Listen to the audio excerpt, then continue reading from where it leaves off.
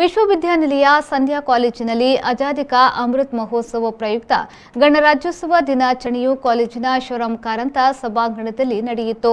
ಮುಖ್ಯ ಅತಿಥಿಗಳಾಗಿ ಕದ್ರಿ ಪೊಲೀಸ್ ಠಾಣೆಯ police inspector Gopalakrishna Bhat B ಅವರು ಮಾತನಾಡಿ, ಅಂದು ದೇಶಕ್ಕಾಗಿ ಹೋರಾಟಗಾರರು ಪರಕೀಯರ ರಕ್ತ ಚೆಲ್ಲಿ ಭಾರತ ಸ್ವಾತಂತ್ರ್ಯ ಹಾಗೂ ಗಣರಾಜ್ಯವಾಗಲು ಶ್ರಮಿಸಿದ್ದಾರೆ.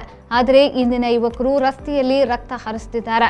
ಯುವ ಜನಾಂಗ ದಾರಿ ತಪ್ಪಬಾರದು, ಭಾತೃತ್ವದ ಭಾವನೆಯನ್ನ ಬೆಳೆಸಿಕೊಂಡು ದೇಶದ ಏಳಿಗೆಗಾಗಿ ಶ್ರಮಿಸಬೇಕು ಎಂದು ಹೇಳಿದ್ರು.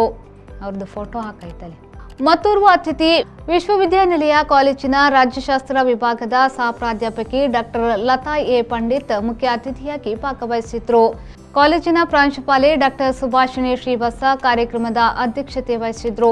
ಕನ್ನಡ ಭಾಷಾ ಪ್ರಬಂಧ ಸ್ಪರ್ಧೆಯಲ್ಲಿ ದ್ವಿತೀಯ ಬಿಎ ವಿದ್ಯಾರ್ಥಿನಿ ಯಶ್ವಿತಾ ಪ್ರಥಮ ಬಹುಮಾನ, ಪ್ರಥಮ ಬಿಎ ವಿದ್ಯಾರ್ಥಿನಿ ನಂದಿತಾ ದ್ವಿತೀಯ ಬಹುಮಾನ, ಆಂಗ್ಲ ಭಾಷಾ ಪ್ರಬಂಧ ಸ್ಪರ್ಧೆಯಲ್ಲಿ ದ್ವಿತೀಯ ಬಿಕಾಂ ವಿದ್ಯಾರ್ಥಿ ಶರತ್ ಪ್ರಥಮ ಬಹುಮಾನ, ಪ್ರಥಮ ಬಿಎ ವಿದ್ಯಾರ್ಥಿನಿ ಶರೀನಾ ಲೋರಿನ್ ಡಿಸೋಸಾ ದ್ವಿತೀಯ ಬಹುಮಾನ ಹಾಗೂ ಹಿಂದಿ ಭಾಷಾ ಪ್ರಬಂಧ ಸ್ಪರ್ಧೆಯಲ್ಲಿ ತೃತೀಯ ಬಿಕಾಂ ವಿದ್ಯಾರ್ಥಿನಿ ಶರಣ್ಯ ಪ್ರಥಮ ಬಹುಮಾನ, ತೃತೀಯ ಬಿಕಾಂ ವಿದ್ಯಾರ್ಥಿನಿ ಆಕಾಶ್ ಪ್ರಕಾಶ್ ಅರಟೆ ದ್ವಿತೀಯ ಬಹುಮಾನಗಳನ್ನು ಗಳಿಸಿದ್ರು. ವಿವಿಧ ವಿನೋದಾವಳಿ ಸ್ಪರ್ಧೆಯಲ್ಲಿ ದ್ವಿತೀಯ ಎಂಬಿಎಯ ಸೃಜನಾ ಮತ್ತು ತಂಡ ಪ್ರಥಮ ಸ್ಥಾನ, ದ್ವಿತೀಯ ಎಂಬಿಎಯ ಉಲ್ಲಾಸ್ ಮತ್ತು ತಂಡ ದ್ವಿತೀಯ ಸ್ಥಾನ ಹಾಗೂ ದ್ವಿತೀಯ ತುಳು ವಿಭಾಗದ ವೀಣಾ ಮತ್ತು ತಂಡ ತೃತೀಯ ಸ್ಥಾನವನ್ನು ಗಳಿಸಿದ್ರು. ಈ ವೇಳೆ ಆಜಾದಿ ಕಾ ಅಮೃತ್ ಮಹೋತ್ಸವ ಗಣರಾಜ್ಯೋತ್ಸವ ದಿನಾಚರಣೆ ಅಂಗವಾಗಿ ಪ್ರಥಮ ಹಾಗೂ ದ್ವಿತೀಯ ಪಿಯುಸಿ ವಿದ್ಯಾರ್ಥಿಗಳಿಗೆ ಜಿಲ್ಲಾ ಮಟ್ಟದ ಆನ್ಲೈನ್ ರಸಪ್ರಶ್ನೆ ಸ್ಪರ್ಧೆಗಳನ್ನು ಆಯೋಜಿಸಲಾಗಿತ್ತು.